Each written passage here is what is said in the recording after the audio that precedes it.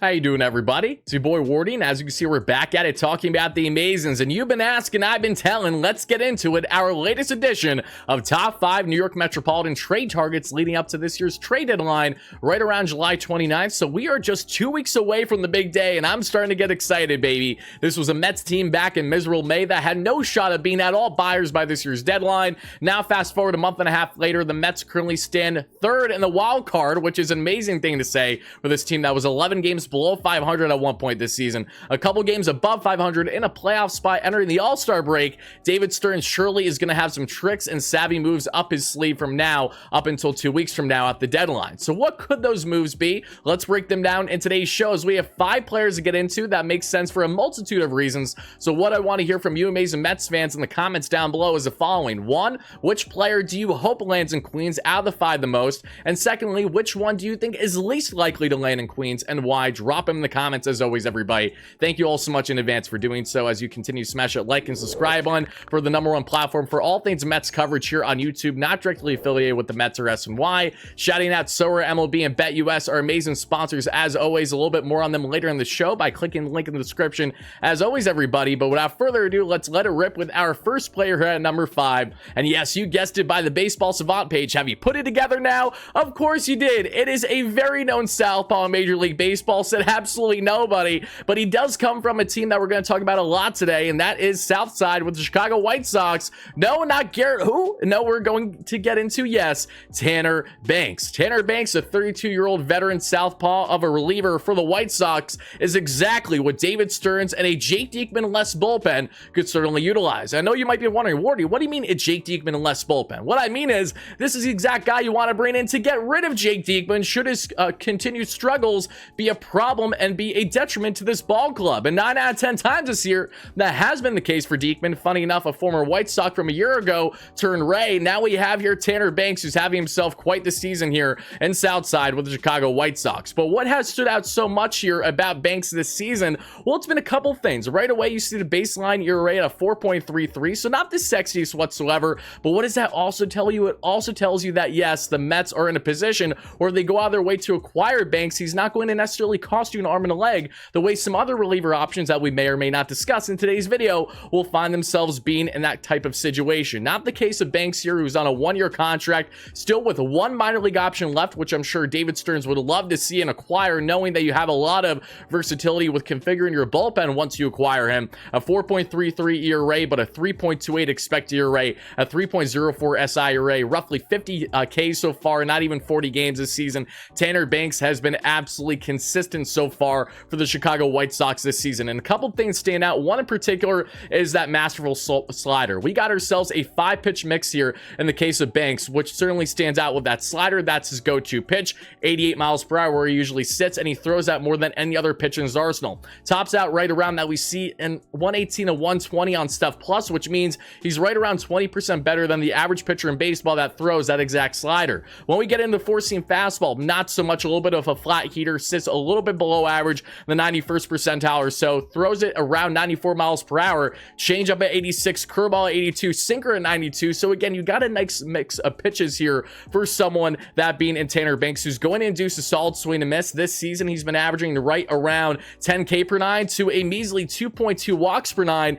Do that in comparison and contrasting with a Jake Diekman, who's had a walk per 9 right around 6+ this year, like he does all year round. For that reason alone, you want a more dominant, a crafty, and a versatile option like a Tanner Banks here, which certainly stands out to me also, is that multi-pitch mix. You're getting around 5 pitches from a southpaw option, like a Brooks Raley, who had multiple pitching options, versus a Jake Diekman, where it's more of a 1-2 punch. So while that can certainly be successful when the stuff is working, and it can also be to their demise when things aren't working. Tanner Banks here is certainly an arm to keep an eye on leading up to the trade deadline. Again, it's not going to cost you a lot on the prospect end in comparison to other arms available for the bullpen. Brings the Mets immediate relief as a guy that you can utilize in both low and high leverage situations, however the Mets want to go about it. But what we know is that Tanner Banks, certainly an appealing arm as a true southpaw option in this bullpen, not named Jake Diekman. So now let's get on to our number 4 player. Again, lots of like there on Tanner Banks there at number 5, but let's transition into number 4. more with a player that I absolutely admire. He drove me nuts back on 4th of July, but that's because he beat the Mets single-handedly, and that is none other than former Met, not former Met, but a guy that should be a Met, I should say, and yes, Jesse Winker. And I know the first comments are going to be, Wardy, why are we going to go out of our way to potentially acquire Jesse Winker when this man is with the Washington Nationals? The GM and Mike Rizzo is far from a guy that's going to be willing to want to trade within the division. I understand that, but still, we need to talk about Jesse Winker today because the potential of him with this Mets team is great. Seriously, if Jesse Winker can be acquired here, you're looking at a guy that can barrel baseballs, that can come off the bench as a true option. Such a massive upgrade over DJ Stewart as well. Can command the outfield certainly better, more athletic than DJ Stewart, because what has definitely stood out this season about Jesse Winker is not only the great bounce back year he's found himself having with the Washington Nationals in 93 games, a 352 on the plate appearances, 47 runs scored, 11 home runs, 43 RBIs, 12 stolen bases. Jesse Winker has usually been a little bit heavier set in recent years from what we've seen at least. Shedded some weight this past offseason and is more athletic than ever before. Stealing 12 bags already this year, on pace to steal over 20 this season, where he's not stolen any more than one in a regular year. A 263 average, a 377 OBP, and a 437 slug, a 1.5 WAR, 32% better than the average batter in baseball. Why wouldn't the Mets want someone like Jesse Winker? And yes, the obvious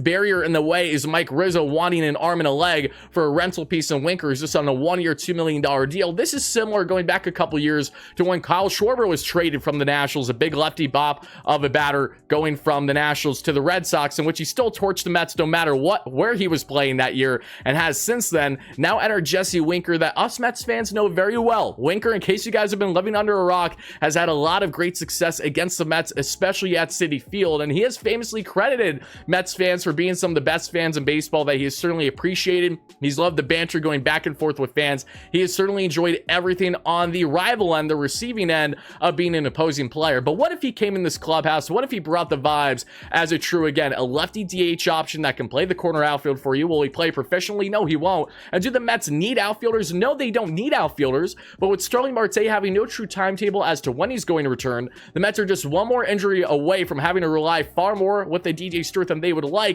Replace DJ Stewart, who still has a minor league option. Bring in Jesse Winker. Yes, he may cost you a decent prospect return as a rental, but it shouldn't be anything overly that will say David Stearns will have no interest in looking to acquire whatsoever. I could be wrong on that front. It all depends on how stubborn a guy like Mike Rizzo is going to be. But rest assured, in the case of Jesse Winker, this has been a match made in heaven for years, it feels like, and especially now. This Mets offense is pretty much rounded out, but if they're going to look to acquire any bats by the deadline, you're going to look for some insurance there from the left side of the plate. 1 and 2, that can provide power. 3, has athleticism, and 4, can steal bags. The Mets, as we know, can certainly get rolling with the offense when guys are running the bases well. They've struggled with their base running this year, and that's where a guy like Jesse Winker can help provide, along with the power that you're getting that's currently on pace still for a 2025 home run season, 100 RBIs, 80 to 100 RBIs, a lot to like with Jesse Winker, who's balled out against the Mets here with the Washington Nationals. Let's see if the foe, now hopefully friend, can find himself landing in Queens and being this big bopper off the bench in certain pitching matchups,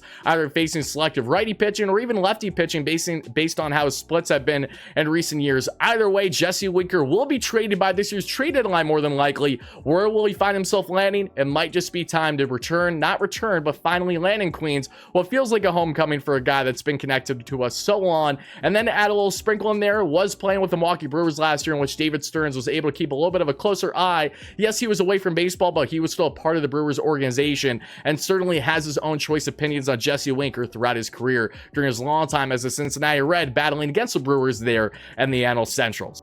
And before we get on to our picks 3, 2, and 1, let's talk about the best sportsbook out there, BetUS, that has you covered with all your sports betting needs. Check them out with the description down below. That way you too can sign up and get a 125% bonus on not your first, not your second, but your first 3 deposits. And as you guys know, it is officially MLB Home Run Derby night at the time of me recording here. Might actively be going on by the time you're watching this video, or already happened, but we're going to discuss two separate things today. One, our bias pick of Pete Alonso as the home run derby favorite right now on the money line at plus 300. That's $10 to win you 30. I just placed that as a straight bet. If you guys want to tail, go ahead, but bet responsibly with our great friends at BetUS. Good luck to you all that tail. But if you're not going to go with the bias pick among Mets fans, let's go with a not bias pick, and that would be Gunnar Henderson. Absolutely love myself some Gunnar, another one of the bigger boppers in Major League Baseball, around 30 or so this season, coming out of the American League East right now, battling out with guys like Juan Soto, Aaron Judge, just to name a few.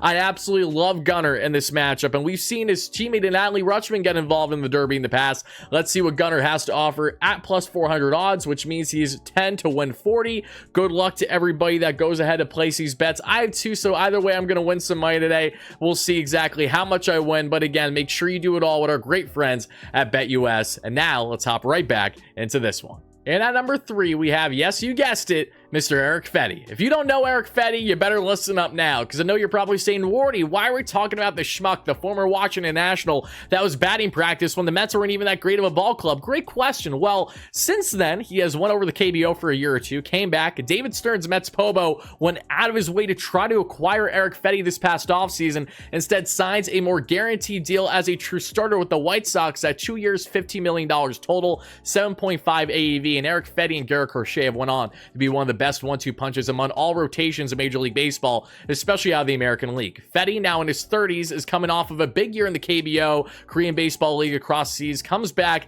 and he's really fine-tuned that arsenal. What has worked so well with him has been that sweeper. That has been a huge put-out pitch. What was originally a curveball a year ago in the KBO as his true swing and miss pitch to get those strikeouts. Now it is this sweeper, which profiles really well as an above-grade pitch. And shout out to my man Isaac Rothman, our daily pitching contributor on the channel, for some intel here, specifically on the front of changing the curveball now to the sweeper as that main putout pitch. We have also seen the sinker, which sits around 93, 94 as the pitch he utilizes the most in his arsenal. We also have the cutter there at 90%, 30% of the arsenal at 90 miles per hour, sweeper at 84 miles per hour, 20% that we just discussed, and the changeup at 88. What he has done so great this season, Eric Fetti, versus years past, is Fetti has been able to command the strike zone unbelievably well, and this is definitely one in hand with his success. Fetti this season has over 8K per 9 to a 2.4 walks per 9. This is a Fetti that hasn't had a walks per 9 higher, rather lower than 3.24 at the major league level, and he was at a 4 walks per 9 the last time he was in the bigs. His K to walk ratio was horrendous. It was right around 2, and now it's 6 plus. So definitely a big difference for Fetti, who's showing that he doesn't need great infield and outfield defense behind him to have success, because the Chicago White Sox are a piss poor example of a team that has great defense behind them. Enter Eric Fetti, especially in the scenario where, say, you do trade one of Severino, Quintana, or Manaea for a 6-man rotation, because I know you're probably then wondering, Wardy, the Mets are going to trade away a starter with Kodai Senga returning. Why does it make any sense to acquire a starter at the same time? It does if you're looking for the right starter and looking for a guy that you can invest in beyond the 2024 season. Enter Eric Fetti, who David Stearns absolutely admires, wanted him really bad this past offseason, just missed because he had a more guaranteed role in the rotation with the White Sox, and Fetti banked on himself, and it worked beautifully now. White Sox are going to get a solid haul for someone like him. He won't come overly cheap. You're going to have to give up solid prospect return, and the White Sox are looking for more hitting first prospects than anything else, as they have been loading up on the pitching that we've seen in this past draft. So enter potentially a Brett Beatty option in AAA that the Mets may consider, because Fetti helps you beyond the 2024 season as a true middle of the rotation guy that can give you 6 to 7 quality innings out there every single time. That's another differentiator versus other starters the Mets have. Yes, Sevy can give you length, but in the case of Quintana and Manaea, they're very Jekyll and Hyde, that we know. And these are guys that if you part ways with one of them, you're getting more of a guaranteed option, a true middle of the rotation starter that can eat innings for you every 4th, 5th, 6th day out there, however long or however short you're going to go about your rotation configuration. Eric Fetti, it's always felt like not a matter of if, but when he will arrive in Queens with the Mets. Once we heard those rumblings going back to the offseason, I fully expect David Stearns to be nipping out of the heels what gets to make a deal happen for him if they can arrive at the right price, and for the Mets potentially parting ways with some prospect or, fringe MLB talent that may find themselves doing better elsewhere. Not that I think anyone's going to do better elsewhere in Chicago with the White Sox, but hey, if you want to increase playing time, that is your chance to do that with the White Sox. But now let's transition from our number 3 pick, and I want to know your thoughts down below on him, to now our number 2 pick, folks. And at number 2, we are going to talk about, yes, you guessed it once again, and this is a name that a lot of people have been raving looking for and wanting by the trade deadline, understandably so, justifiably so, and that is, yes, Tanner Scott. Let's talk about Tanner Scott. Let's see just how good is Tanner Scott. Should the Mets go out of their way to give up an arm and a leg potentially in the prospect end for arguably the best southpaw option among all bullpens in Major League Baseball right now? Enter the veteran southpaw coming from, yes, in the division with Peter Bendix and the Marlins, that being and Mr. Scott here. What stands out a lot about Tanner, we're going to pivot now to his gorgeous baseball savant page. If you just look at the savant page and you don't do anything else, you would be inclined to say, okay, I want this guy on my team. And there's one thing that stands out right away about Tanner Scott, which is why I wouldn't be shocked if the Mets do not give up the assets it's going to take to acquire someone like him, and that is that little one you see there in the blue. That is the walk percentage. Tanner Scott is averaging 5 to 6 walks per 9 this season, and that just simply is not going to play consistently. What is the difference between himself and Jake Diekman, who essentially does the same thing? Tanner Scott is actually good. Tanner Scott is unbelievably good that we have seen this season. Both his fastball and his slider have graded out above average and at least the 20th or 30 percentiles above average with those pitches this season. That fastball is lively, that we know. That slider gets plenty of swing and miss. However, he has had some luck on his side this season in Scott. A 1.34 ERA, but a 3.14 expected ERA. Reminds me a little bit of David Robertson, and when he had, not even a 1 ERA with the Chicago Cubs two trade deadlines ago, gets traded to the Phillies, and those numbers, again, a little bit more inflated that you saw after the fact. Solid expected numbers, don't get me wrong. A 4 SI ERA tells you quite a bit about what he can control. Isn't as impressive, but Tanner Scott would provide exactly what the Mets have been dying for all season long since losing a guy like Brooks Raley for the entire year with injury, and that is truly a dominant go-to option of a lefty option in said pen. Tanner Scott, again, one of the best southpaw relievers in all Major League Baseball this season, and I am going to go on a limb and say that I will be surprised if Peter Bendix has more of a stubbornness with trading within the division versus a grizzled GM that we see with the Nationals and Mike Rizzo. Rizzo has turmoil and back and forth with the Mets over the years with the respective front office regimes. Not the case with Peter Bendix, who's a first-year GM there with the Miami Marlins, and they're just going to be looking for the best return possible, and that is why it wouldn't shock me if the Mets don't land Scott, just because David Stearns maybe doesn't want to give up the assets it will take to acquire a southpaw option of the bullpen in the case of him. But no less, when we talk a bit about Tanner Scott, just lively stuff for sure, absolutely electric. But there is a fair argument to suggest that while Scott has been having a great year, this is the exact reason why you don't necessarily go out of your way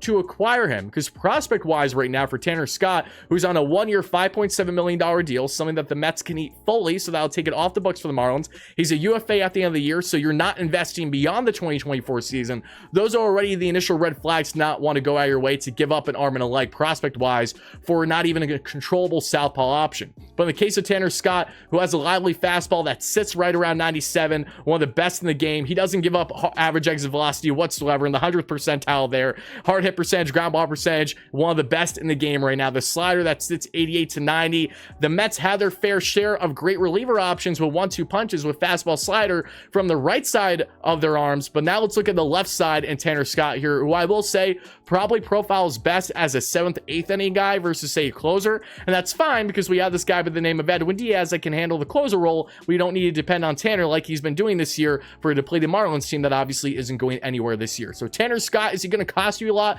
Probably more than any other reliever option that you're going to go out of your way to try to acquire, but does he potentially give you the highest upside for a true dominant flame-throwing arm in this bullpen that is far from what Jake Diekman has ever been throughout his career, let alone this season? Yes, that is exactly why Tanner Scott is in this discussion, and why I still wouldn't be shocked if the Mets found themselves heavily in that discussion. But to round things out, let's get on to number one. Who is the number one option for the Mets? Probably the guy that might be least likely based on what you'd have to give up to acquire, but truly a guy that if you're going to go out and give up an arm and a leg, there's no one better to do that for than none other than a younger southpaw. This time a starter, the guy in the thumbnail, the guy we talked about a month ago on the channel, none other than, yes, Garrett Crochet. Garrett Crochet, however you pronounce his name. I'm going with Crochet, just like Luis Robert is Robert and not Robert, in my opinion. Crochet has been absolutely masterful that we have seen this season for the White Sox. A guy that's going to cost a boatload. We're talking every farm and their mother is what it feels like it's going to take to acquire someone like Garrett Crochet, the 25-year-old southpaw coming off of a dominant first half this season thus far. Mind you, he's on a 1-year $700K deal in which he's not a free agent until the 2027 season, so he's going to be making a lot of money over the next couple of years for Crochet, who has a lively fastball, one of the best in the game. Look at these numbers, it's absolutely ridiculous, and a cutter that tunnels so beautifully to pair with that four-seam fastball. Crochet, 107 innings as a starter this season, just a 3-year expected numbers are even better, folks. So again, is Garrett Crochet going to cost you multiple top prospects? Absolutely. Are you going to have to give up guys basically in the farm where outside of maybe Jet Williams and or Drew Gilbert, you really can't have a stubbornness with what you part with? Yes, that is the case here with Garrett Crochet and how Getz has been utilizing, his assets leading up to the trade deadline. He's been so stupid like he did not trading Mr. Pardon my French, not pardon my French, who am I blanking on right now? Dylan Cease from the trade deadline last year, and that kind of hurt them heading into the offseason initially. In the case here of the White Sox and Garrett Crochet, I don't care what prospects it is, I will gladly drive them myself to Southside because that is how good and how dominant Garrett Crochet is. These numbers are no fluke, they're only going to get better. The extension is one of the best for a towering southpaw himself in Garrett Crochet, which makes say a 96-97 heater look more like 100-101. And yeah, he throws 100-101, like he's that good. His average velocity on his fastball is 97, the cutter's 91, slider is 84, and changeup is 91, just to name a few. And yeah, he has absolutely dominant control of the strike zone as well that we've seen so far with Garrett Crochet that I'm going to relay here in just a second for you all, everybody. But let's also throw up some of these highlights from how dominant Crochet has been throughout the young 2024 season, throughout the first half, because he has been truly a human highlight reel in an otherwise horrendous team with, yes, the Chicago White Sox. But what stands out here about Crochet, as we see again a towering southpaw, and when you look at the K per 9 to walk per 9 ratio, it's ridiculous. K per 9 this season, 12.58 for Garrett Crochet. Walks per 9, 1.93. Ridiculous. Over a 10 difference there for Crochet, who has roughly 4 WAR on this season already as a starter. Yes, the Mets need to add to this bullpen, but they also just need to really fine-tune things and have themselves a 1-2 punch in this rotation that can dominate for years to come. Enter Garrett Crochet. He is no different than a Yoshinobu Yamamoto this past offseason that the Mets offered over $300 million to. Now, yes, you're going to have to give up prospects and assets. That's why it's not nearly as appealing for David Stearns, who's continuing to build a farm here. But the Mets have enough assets to sacrifice both MLB ready talent and prospect talent to land a starter like this, because the immediate impact he has for you not only in this rotation is huge, but ultimately the impact it has on this bullpen is equally as huge, because Crochet, like Fetti, always going 6-7 strong innings for you every single time out there. You're getting length, you're getting quality, you're getting swing and miss. By bringing him in, he would be the best southpaw in all the National League, one of, if not the best already in Major League Baseball right now. Yes, are you going to have to outbid everyone else? And yes, is that exactly why? It's easier said than done for sure, but Garrett Crochet's out there, and David Stearns would be absolutely foolish to not at minimum consider trying to acquire one of the best starting pitchers